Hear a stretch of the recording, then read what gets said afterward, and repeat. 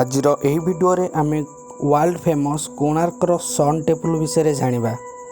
ए sun temple T Bangopsagar तथा भुवनेश्वर ठारू प्राय 60 किलोमीटर दूर रे पुरी जिला कोणार्क ग्राम रे अवस्थित अटे।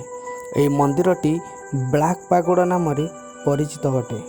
मंदिरटी 1300 सेंचुरी रे सूर्य पूजा पई तैयारी करा जायथिला एवं एहाकू नरसिंह वन रे प्रथम नरसिंह तैयारी करथिले एवं ए मंदिरर डिजाइन बहुत आश्चर्यकर अटे।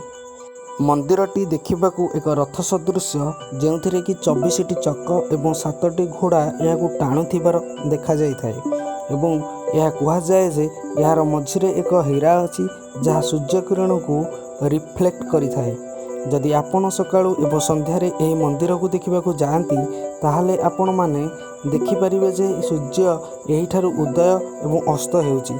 1568 मसीह यह मंदिर को कला पहाड़ डैमेज कर देथिले एवं यह मंदिर शोभा एते मनलोभा जे यह यूनेस्को वर्ल्ड हेरिटेज साइट भाव में परिगणित हो सारी एवं यह मंदिर रक्षणाबेक्षण आर्किटेक्चर सर्वे ऑफ इंडिया करिथाए एवं यह मंदिर पाखरे चंद्रभागा बीच रही थाए एवं ये जो चंद्रभागा बीच ओडिशार सबुठारु सफा एवं सुंदर बीच अटे।